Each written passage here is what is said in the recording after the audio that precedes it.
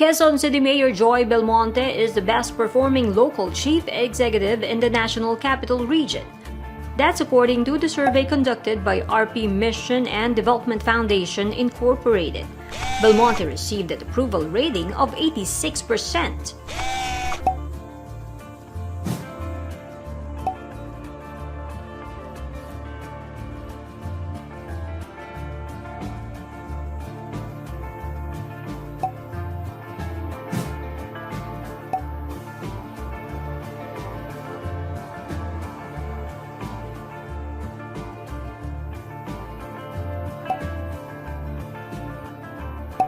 Pasay City Mayor Vico ranked second with 83%.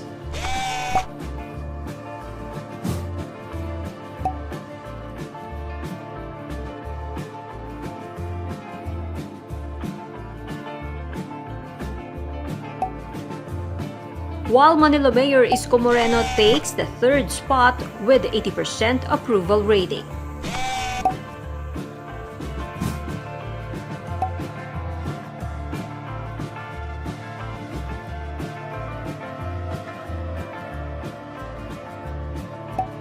Also in the top 5 list are Valenzuela Mayor Rex Gatchalian with 76% and Marikina Mayor Marcy Teodoro with 75%. Making it to the top 10 are Taguig Mayor Lino, Cayetano, Makati Mayor Binay, Navotas Mayor Toby, Tiangco, Mandaluyong Mayor Menchie, Abalos, and San Juan Mayor Zamora. The survey also revealed that Pasay City Mayor Calixto Rubiano is the least performing mayor in NCR.